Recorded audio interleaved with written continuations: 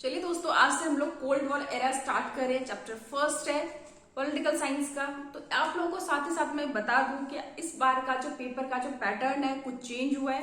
पहले जो था 20 मार्क्स के क्वेश्चन हमारे एमसीक्यू 1 मार्क्स के क्वेश्चन आते थे, लेकिन इस साल से कह रहे हैं कि 30% को बढ़ा दिया गया है। तो अब आप लोग के जो एमसीक्यू है 1 मार्क्स के क्वेश्चन है उसके जो वेटेज है वो ज्यादा इंक्रीज कर दिया गया है। तो इसीलिए हमें छोटे छोटे जो टॉपिक है उसको भी साथ में कवर करते हमें चलना है। तो चलिए सबसे पहले हम लोग स्टार्ट करते हैं कोल्ड वॉर एरा। हर एक चैप्टर के मैंने दो पार्ट्स बना रखे हैं ताकि एक वीडियो में आप लोगों को हाफ चैप्टर, बाकी जो कुछ इंपॉर्टेंट क्वेश्चन हो पार्ट बी में हम लोग कवर करते जाएंगे।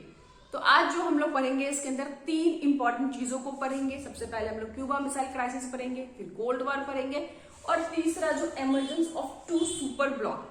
बाकी का जो हमारा नैम टॉपिक रह जाएगा, चैलेंज ऑफ बाइपोलैरिटी, इंडिया के कंटेस्ट में नैम, उन सब चीजों को पूरा जो नैम टॉपिक है हम लोग नेक्स्ट वीडियो में क्लियर करेंगे। तो चलिए हम लोग स्टार्ट करते हैं। सबसे पहले क्यूबा मिसाइल क्राइसिस। आप लोग नाम से समझते हैं कि क्यूबा मिसाइल क्राइसिस आखिर था क्या, और आपको डेट ये बहुत इंपॉर्टेंट है क्योंकि 1962 वो टाइम पीरियड था जब कोल्ड वॉर अपने पीक पे था, यानी कि हाईएस्ट पॉइंट जब चल रहा था दो देशों के बीच में। उसी टाइम पे एक बहुत बड़ी घटना घटी, क्यूबा मिसाइल क्राइसिस जिस नाम से उसे जाना जाता है। तो डेट याद रखना है, 1962 में हुआ था। किन दो देशों के बीच में हुआ था? दो सुपर पावर के बीच में हुआ था, एक यूएस, दूसरा यूएसएसआर, क्योंकि सेकेंड वर्ल्ड वॉर के बाद यही दो सुपर पावर के रूप में उभर कर सामने आए थे। तो उस टाइम पे यूएस के जो प्रेसिडेंट थे जॉन एफ कैनेडी थे और यूएसएसआर के जो प्रेसिडेंट थे निकिता क्रुश्चेव थे। अब ये लोग लड़ किस बात के लिए रहे थे? भैया क्यूबा एक छोटा सा देश था, आयरलैंड था, जो ज्योग्राफिकली किससे जुड़ा हुआ था? अमेरिका से। और उस टाइम जो प्रेसिडेंट थे उनके फिदेल कास्ट्रो थे। ये आपको याद रखना है कि उस टाइम अमेरिका के प्रेसिडेंट कौन थे, यूएसएसआर के प्रेसिडेंट कौन थे, क्यूबा के प्रेसिडेंट कौन थे। 1 मार्क्स के लिए बहुत इंपॉर्टेंट है। तो जब फिजिकली तो वो क्यूबा अमेरिका से जुड़ा हुआ था, लेकिन उसको फाइनेंशियल, मिलिट्री, हर तरह की जो सपोर्ट है, मदद है, वो कौन कर रहा था? यूएसएसआर कर रहा था। और इसीलिए यूएसएसआर के जो प्रेसिडेंट थे निकिता क्रुश्चेव, उन्होंने डिसाइड किया क्योंकि क्यूबा में वहां पे वो अपना मिलिट्री बेस बना रहे थे और इसीलिए वहां से उन्होंने बहुत सारी आर्मी टैंक भेजना स्टार्ट किया। लेकिन जब 3 हफ्ते बाद American president John F Kennedy को इस बात का पता चला, वो बहुत नाराज हो गए। और सीधी सी बात है कि कोई भी नहीं चाहेगा कि जो उसका दुश्मन है, जो हजारों मील उससे दूर बैठा हुआ है, वो उसके बगल में आके बैठे, क्योंकि अब उसके लिए स्पाई करना, उसकी हर एक स्ट्रेटेजी पे नजर रखना, उस पर पूरे 24 घंटे निगरानी करना उसके लिए आसान हो जाएगा और ये कोई भी देश नहीं चाहेगा। और अमेरिका उस टाइम पे सबसे पावरफुल नेशन था, देश था, तो वो इस चीज को कतई तैयार नहीं था बर्दाश्त करने को। और पूरा विश्व इससे क्या हुआ? सदमे में आ गया, डर का माहौल बन गया कि अब इन दो सुपर पावर के बीच में अगर युद्ध हुआ तो एक थर्ड वर्ल्ड वॉर की मतलब माहौल बन रहा था। पूरा देश सदमे में था। लेकिन दोनों ही सुपर पावर एक दूसरे की पावर को समझते थे और वो युद्ध करना भी नहीं चाहते थे। लेकिन अमेरिका ये भी नहीं बर्दाश्त कर सकता कि उसका दुश्मन उसके बगल में आकर मिलिट्री बेस बनाए। और इसीलिए जो निकिता क्रुश्चेव थे, यूएसएसआर के जो प्रेसिडेंट थे, उन्होंने बहुत ही समझदारी पूर्वक डिसीजन लिया और उन्होंने अपनी जो आर्मी है वो उन्होंने वापस बुला ली। और इस तरह से जो टेंशन, तनाव का माहौल था दो सुपर पावर के बीच में, वो खत्म हो गया और विश्व ने एक राहत भरी सांस ली कि जो क्यूबा मिसाइल संकट जो था, जो उसके कारण थर्ड वर्ल्ड वॉर जैसे सिचुएशन बन रहे थे, पूरा माहौल बन रहा था, कोल्ड वॉर की जब चरम सीमा पे थी, तब ये घटना घटी। तो देश ने एक राहत भरी सांस ली और दोनों ही देशों ने बहुत ही समझदारी पूर्वक डिसीजन लिया। हम ये कह सकते हैं एक वर्ल्ड को बड़ी तबाही, बड़े डिस्ट्रक्शन से बचा लिया। तो यही क्यूबा मिसाइल संकट जो है, क्यूबा मिसाइल क्राइसिस, इसी को जाना गया। तो इसमें क्या याद रखना है आपको? घटना कब थी? 1962 में। दो देश कौन से इन्वॉल्व थे? दो प्लेयर कह सकते हैं, यूएस एंड यूएसएसआर। यूएस के president John F Kennedy, USSR के प्रेसिडेंट निकिता क्रुश्चेव। किस बात के लिए लड़ रहे थे? क्यूबा एक छोटा सा देश था, उसके लिए। उसके जो प्रेसिडेंट का नाम क्या? फिदेल कास्ट्रो। उसके बाद क्यों लड़ाई हो रही थी भैया? क्योंकि जो यूएसएसआर है क्यूबा में मिलिट्री बेस बना रहा था और अमेरिका इस चीज को नहीं चाहता था। जाहिर सी बात है, कोई भी देश नहीं चाहेगा। इसके खिलाफ अमेरिका ने आवाज उठाई, दोनों देशों में तनाव, टेंशन का माहौल बना, क्योंकि यूएसएसआर बनाना चाहता था, यूएस इसको नहीं बनाने देना चाहता था। तो इसी कारण से देश में तनाव, टेंशन का माहौल हुआ। बट बाद में फाइनली यूएसएसआर को पीछे स्टेप लेना पड़ा और देश एक बहुत बड़ी तबाही से कह सकते हैं बच गया। तो ये आप लोगों को बेसिकली क्यूबा मिसाइल क्राइसिस या क्यूबा मिसाइल संकट इसको कहा जाता है। नेक्स्ट इंपॉर्टेंट टॉपिक है हमारा कोल्ड वॉर। देखिए कोल्ड वॉर इसीलिए भी बहुत इंपॉर्टेंट है क्योंकि आपके चैप्टर का नाम ही है कोल्ड वॉर एरा। तो ये आखिर कोल्ड वॉर था क्या, एक लंबे टाइम पीरियड तक कब से कब तक चला, क्यों हुआ, किन देशों के बीच में था, ये पूरा स्टडी हम लोग इस वीडियो में कवर करेंगे। बट कोल्ड वॉर से पहले हम थोड़ा सा बैकग्राउंड में देखेंगे कि आपको पता होगा कि हमारे विश्व में अब तक 2 विश्व युद्ध हुए, cold war first, world war second. Cold war नहीं, वर्ल्ड वॉर फर्स्ट और वर्ल्ड वॉर सेकेंड। जो फर्स्ट का टाइम पीरियड है 14 से लेकर 18, यानी कि 1914 से लेकर 1918 तक 4 साल विश्व युद्ध हुआ। उसके बाद सेकेंड 1939 से लेकर 1945, ये भी एक लंबा पीरियड था। पहले जो विश्व युद्ध हुए थे उससे भी ज्यादा डिस्ट्रक्शन, ज्यादा नुकसान सेकेंड वर्ल्ड वॉर में हुआ था। अब ये वर्ल्ड वॉर होता है क्या, आपको पता है, जब पूरा ग्रुप, जो पूरा वर्ल्ड जो था 2 भागों में डिवाइडेड था, 2 ग्रुप में डिवाइडेड थे। अब ये अलग अलग ग्रुप कौन थे ये देखना है कि एक ग्रुप के अंदर यूएस, यूएसएसआर, ब्रिटेन और फ्रांस थे। ये बेसिकली जीतने वाले ग्रुप थे जिनको सेकेंड वर्ल्ड वॉर में जीत हासिल हुई थी। और दूसरे जो हारने वाले थे जर्मनी, जापान और इटली, ये हारने वाले देश थे। और इस हारने वाले देश की जो हालत थी वो बहुत खराब हो गई थी, बहुत बुरी तरह से हार हुई थी। और सबसे ज्यादा नुकसान आपको पता है जापान पे हुआ था, क्योंकि जापान के 2 बड़े शहरों पे अमेरिका के द्वारा एटम बॉम्ब गिराया गया था और जिसके कारण 2 बड़े शहर पूरी तरह से तबाह हो गए थे। वो 2 शहर का नाम आपको याद रखना है, वो कौन से थे। तो जापान के 2 हिरोशिमा और नागासाकी, ये 2 इंपॉर्टेंट सिटी थे।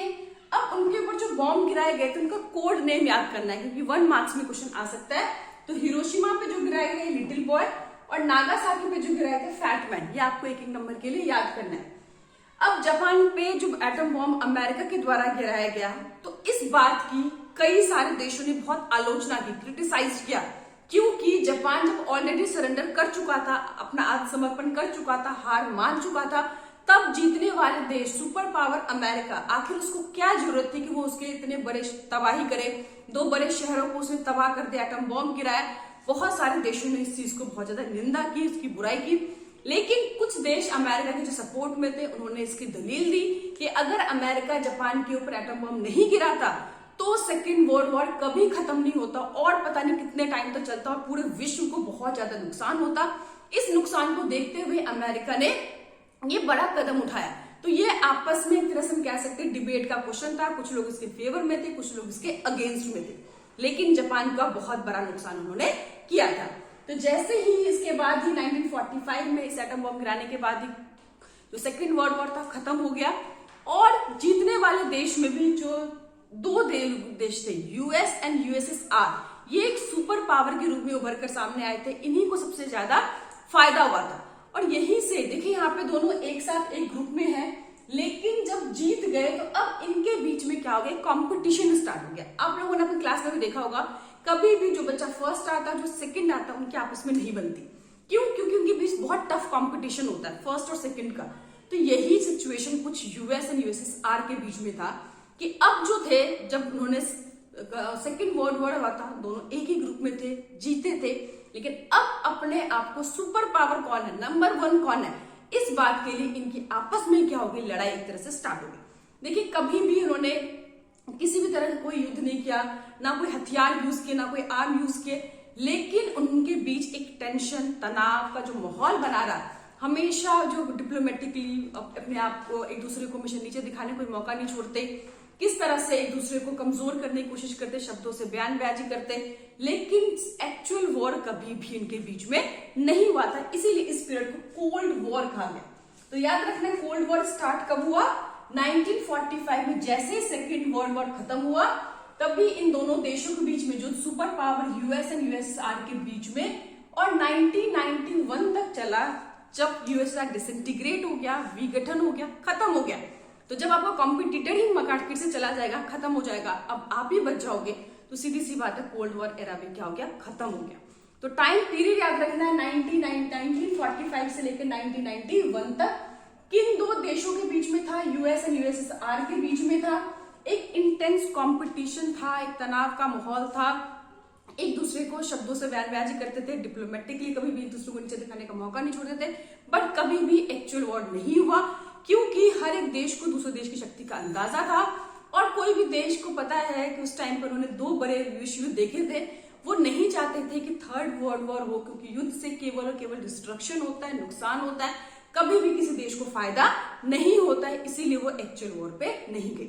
हालांकि छोटे छोटे 2 देशों के बीच में बहुत सारे छुटपुट मतलब लड़ाइयां हुई, एक दूसरे के बीच तनाव हुआ, झगड़े हुए, इन्होंने एक मीडिएटर की भूमिका भी निभाई, लेकिन वर्ल्ड वॉर जो कहते हैं वो उस तरह की सिचुएशन देखने को नहीं मिली। अब तक हमारे देश में 2 विश्व युद्ध ही हुए, ये आपको याद रखना है।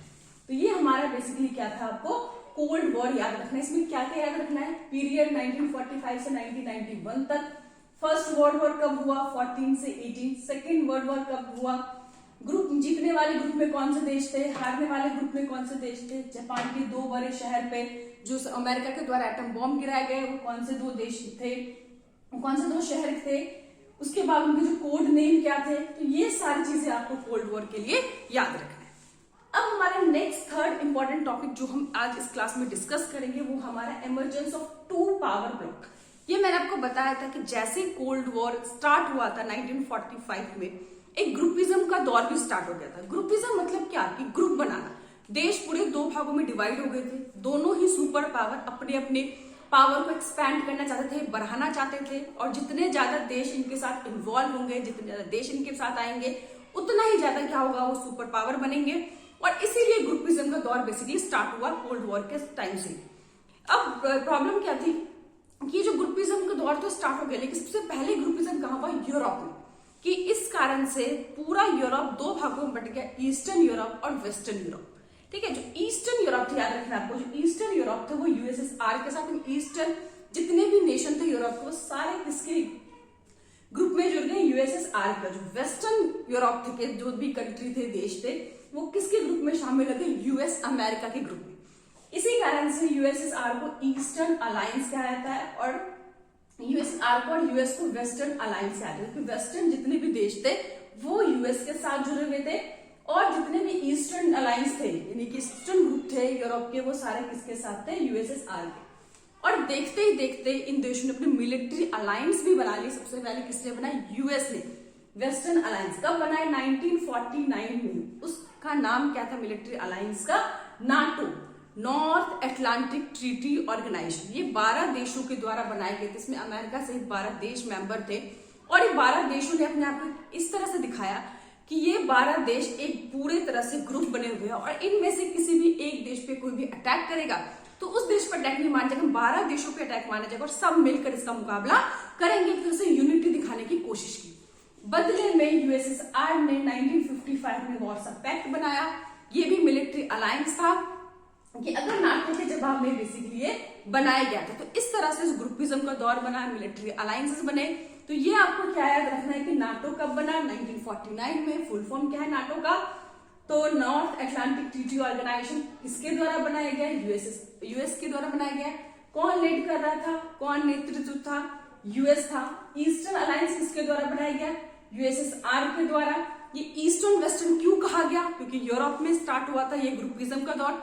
ईस्ट यूरोप में जितने भी कंट्री थे वो सारे यूएसएसआर के ग्रुप में शामिल थे। वेस्टर्न यूरोप के जितने भी देश थे वो सारे अमेरिका में शामिल थे। उसके बाद जब नाटो बना, अमेरिका के द्वारा बनाया गया, उसके अलायंस के द्वारा मिलिट्री अलायंस बनाया गया, उसके जवाब में 1955 में वॉर्सा पैक्ट बना। तो इस तरह से ग्रुपिज्म का दौर स्टार्ट हुआ। हर एक देश छोटे छोटे देशों के साथ मतलब एक तरह से अलायंस बनाना चाहते थे, गठबंधन करना चाहते थे। तो ये क्यों करना चाहते थे, अब आपके दिमाग में क्वेश्चन आ रहा है, ये दोनों ही सुपर पावर है, इतने पावरफुल नेशन है, हर एक चीज इनके पास होगी तभी तो सुपर पावर बने, तो इनको छोटे देशों की जरूरत क्यों उनके साथ अलायंस कर रहे थे। देखिए, कोई भी देश चाहे कितना ही बड़ा सुपर पावर क्यों ना हो, हर एक देश को छोटे देशों की जरूरत क्यों होती है, सबसे पहले रिसोर्सेज के लिए। 100% हर एक चीज एक देश के पास नहीं हो सकती। तो डिफरेंट रिसोर्सेज के लिए, किसी के पास ऑयल बहुत ज्यादा है, नेचुरल गैस किसी के पास बहुत ज्यादा है, किसी के पास मिनरल्स बहुत ज्यादा है, तो इन सब चीजों को पाने के लिए। दूसरा, मिलिट्री अलायंस बनाने के लिए कि अगर कभी कुछ वॉर होगा तो जितने देश उससे शामिल होंगे उतना ज्यादा जो खर्चा होगा देशों में बढ़ जाएगा। जितने ज्यादा देश मेंबर उसमें शामिल होंगे वो देश उतना ही ज्यादा ताकतवर होगा, पावरफुल होगा। तो रिसोर्सेज के लिए, मिलिट्री अलायंस बनाने के लिए, एक्सपेंडिचर को बेयर करने के लिए, अपने आप को पावरफुल बनाने के लिए। तो ये सभी चीजों की जरूरतें पूरा करने के लिए छोटे छोटे देशों के साथ क्या करते हैं, अपना अलायंस बनाते थे। ग्रुपिज्म का दौर स्टार्ट बेसिकली यहीं से स्टार्ट हो गया था। तो इस चैप्टर में हमने 3 इंपॉर्टेंट टॉपिक को यहाँ पे कवर किया है, जिसमें हमने क्यूबा मिसाइल बताया, जो चैप्टर ही हमारे यहाँ से स्टार्ट हुआ। कोल्ड वॉर हमने बताया, उसके बाद हमने जो 2 ग्रुपिज्म का पीरियड स्टार्ट हुआ था किस तरह से, वो हमने डिस्कस किया। नेक्स्ट वीडियो जो पार्ट 2 है उसके अंदर हम लोग बात करेंगे पूरा नैम के बारे में, जिसे चैलेंज ऑफ बायोपोलैरिटी कहते हैं। कि इसमें होता क्या था कि हर एक देश को मजबूरी किसी ना किसी ग्रुप में शामिल ही होना पड़ता था, क्योंकि उनके पास कोई ऑप्शन ही नहीं था। तो इसीलिए जो भी इंडिपेंडेंट देश हो रहे थे, आजाद हो रहे थे, या तो वो यूएस के ग्रुप को ज्वाइन करते या यूएसएसआर के ग्रुप को ज्वाइन कर रहे थे। थर्ड उनके पास कोई ऑप्शन नहीं था। लेकिन ऐसे में थर्ड ऑप्शन जो है नैम ने किस तरह से लोगों को प्रोवाइड किया, उनकी क्या अपने चैलेंजेस थे, क्या बेनिफिट्स थे भारत का नैम के कंटेस्ट में, उसके फाउंडर क्या थे, कौन कौन से देश थे इसके अंदर, वो पूरे डिटेल में हम लोग नेक्स्ट पार्ट 2 में करेंगे। Thank you.